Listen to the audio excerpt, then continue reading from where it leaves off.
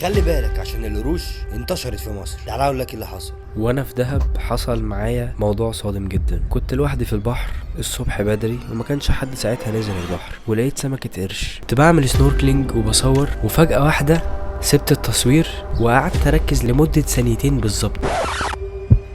لقيت سمكة قرش بعيد قد مرتين. وقتها انا سبت الفيديو خالص وجريت بسرعة اطلع لبره. لقيت سمكة قرش. على فكرة الموضوع مش ظريف تماما، الموقف ده يخوف قوي. انا لقيت المنظر ده، انا اول ما شفت السمكة فنحت، قعدت ثانيتين افهم ايه الحاجة اللي قد مرتين دي، وبعد كده انا ما شفتش قدامي، انا خدتها عوم جري في الخضة. انا ما اعرفش هي كانت ممكن تعمل لي حاجة ولا لا، بس انا مش ضامن.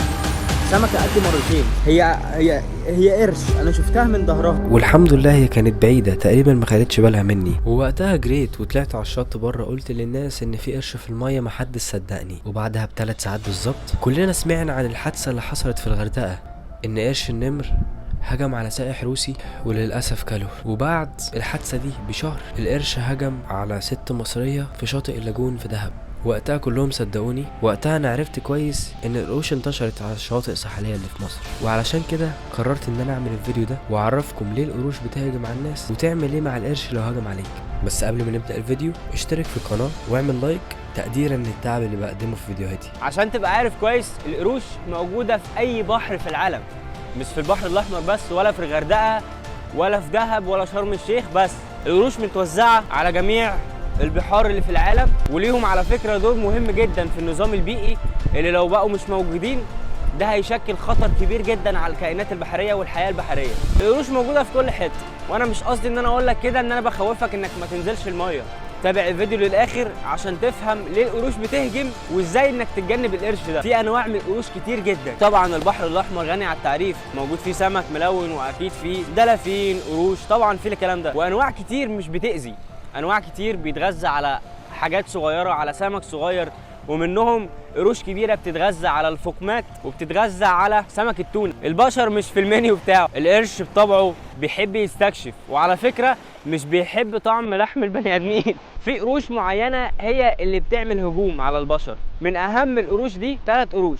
القرش الابيض الكبير، وطبعا ده كارثه سودا. القرش الابيض الكبير بيتراوح طوله من 4 متر ل 6 متر، في حين ان طول الانسان المتوسط 160 متر. فتخيل انت قدامه هتبقى قد ايه. وبيعوم على عمق من 30 متر ل 130 متر.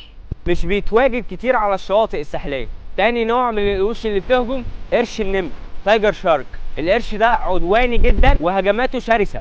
بيتراوح طوله من 2 متر ل 3 متر، وبيعيش جنب الشعب المرجانية في عمق من 10 متر ل 30 متر، يعني للأسف قريب جدا من الشواطئ. وعلى فكرة ده نوع القرش اللي هجم على السائح الروسي في الغردقة. والتالت نوع من القروش قرش الطور. قرش الطور بقى فده تقريبا قريب جدا من الشاطئ، طوله من 2 ل 3 متر، وللأسف ده قريب جدا من الشواطئ، بيعوم من مساحة متر ل 100 متر. عدد هجمات القروش قليلة جدا عن نسبة قتلنا للقروش دي.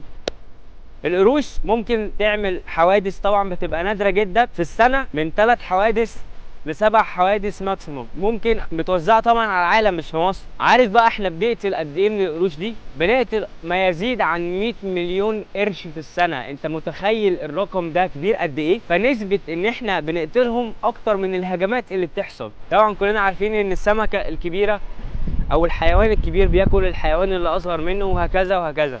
فلو حصل خلل في حاجه منهم هيحصل مشكله في النظام البيئي. فانا بطمنك واقول لك ان نسبه الحوادث قليله جدا.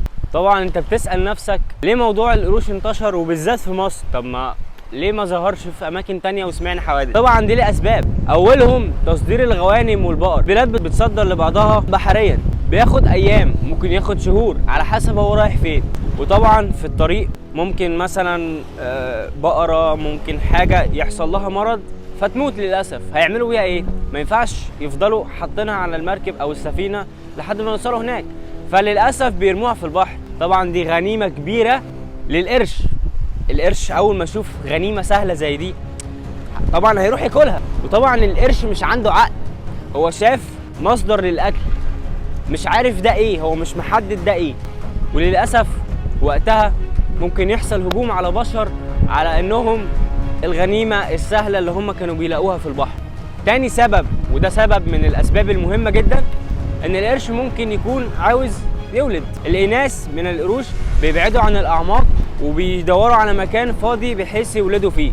فتخيل انت وانت في الميه وانت بتعوم بقى وهكذا وبتعمل فوضى، انت شكلت خطر على القرش. فالقرش هيعمل ايه؟ لازم يشوف انت خطر عليها ولا لا، فممكن يقرب منك ويحصل اللي حصل.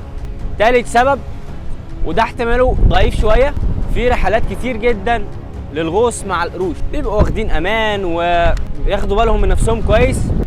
فالغطاسين ممكن ان هم ياكلوا القروش عشان يجذبوهم حواليهم. فالغواصين دول بيقدموا الاكل بايديهم، طبعا بيحطوا الاكل كده ويتصوروا مع القرش صوره خطيره تنزل على السوشيال ميديا تكسر السوشيال ميديا. الموضوع ده انتشر 2010 في شرم الشيخ. فللاسف القروش مش عندها عقل، هي لقت اكل بيتقدم من نوع من الكائنات اللي هم البشر بايديهم. فللاسف القروش افتكرت ان هم الاكل وهم بيقدموا حته منهم مثلا، هم مش مترجمين. فللاسف وقتها حصل هجوم وحصل حظر للعوم على الشواطئ في شرم الشيخ والغردقه. القروش بدات تهجم على السياح اللي على البحر اعتقادا من ان هم الاكل اللي الغطاسين بيقدموه. طب نيجي للجزء المهم في الفيديو واللي انت فاتح الفيديو علشانه، ازاي تتجنب القروش اصلا. طبعا كلنا عارفين ان القرش بينجذب من ريحه الدم، طبعا كلنا شفنا فيلم نيمو واحنا صغيرين. فالقرش بينجذب من ريحه الدم على انها نوع من الفرائس. فمبدئيا لو انت نازل البحر وانت متعور او لو اتعورت من الشعب المرجانيه مثلا في البحر، طبعا لو انت بنت من غير توضيح اعتقد انتوا فهمتوا انا قصدي ايه، حاول انك تطلع وتستنى شويه، حاول تنزل البحر مع كتير من الناس. طبعا لما يبقى في عدد في الميه كتير القرش هيخاف، لان هو مثلا ممكن يكون واحد وفي 100 واحد مثلا نازل البحر، فهيتجنب ان هو يهجم.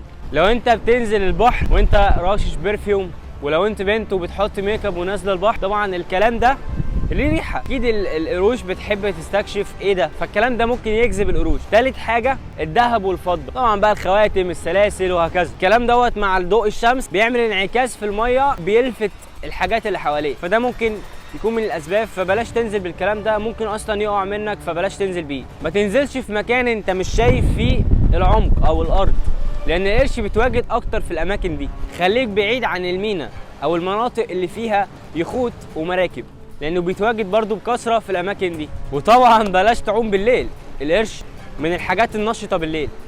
لو لقيت بعد ده كله قرش تعمل ايه؟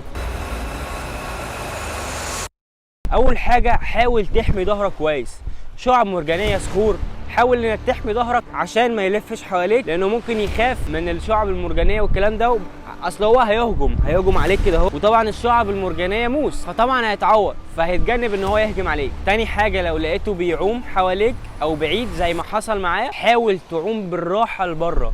وللاسف انا عملت الغلطه دي ان انا عمت بسرعه لبره، وهنا ممكن اكون جذبت انتباهه. تالت حاجه حاول تضربه باي حاجه معاك. لو انت نازل مثلا بعصايه سيلفي او معاك اي حاجه في ايدك، حاول انك تبعده بيها وتضربه في الاماكن الحساسه زي الانف والعينين. رابع حاجه اوعى تعمل نفسك ميت. لو انت عملت نفسك ميت لفتره، هو طبعا هيستكشف، لو لقاك فعلا زي ما يكون ميت هيهجم عليك ياكلك. انت فريسه سهله جدا يعني، اوعى تعمل كده. وفي الاول وفي الاخر ما تخافوش، حافظوا على نفسكم. الفيديو ده للتوعيه، بلدنا فيها اماكن كتير قوي تتراح، وانا اهو انا جيت البحر مع ان حصل معايا الموقف ده، بس طبعا لازم هنزل مع ناس كتير. انا لوحدي دلوقتي على الشاطئ، استحاله انزل لوحدي استحاله يستحيل ان انا اسيب حاجتي كده وانزل لوحدي.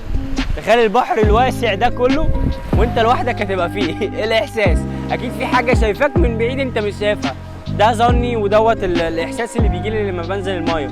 طبعا بفضل اتلفت يمين شمال، ببقى خايف. في الاول والاخر اتبسط وحاول تقضي مصيف لذيذ. ومع الحوادث الاخيره اللي حصلت في مصر طبعا بقى في رقابه ومراقبه كتير على الموضوع دوت عشان يحموا السياح من الكلام ده. فالكلام دوت ممكن يكون حصل صدفه قبل كده ان هو يحصل ان هو القرش يقرب، ما بتحصلش كتير ان القرش يقرب من الشاطئ. في الاول وفي الاخر ده موطن القرش بيته البحر، انت اللي غريب في البحر. حاولوا تحافظوا على نفسكم يا جماعه. الفيديو ده للتوعيه، بما اني في الغردقه فاكيد لازم اعمل محتوى في الغردقه. ما تنساش تتابعني عشان الفتره الجايه هعمل محتوى كتير في الغردقه. لو انت جاي الغردقه ومش عارف تعمل ايه هنا، هساعدك في الموضوع ده، وان شاء الله نشاطات كتير هعملها. اتمنى اكون فدتك بالمعلومات اللي انا قلتها. اشوفكم الفيديو الجاي قريب جدا. سلام.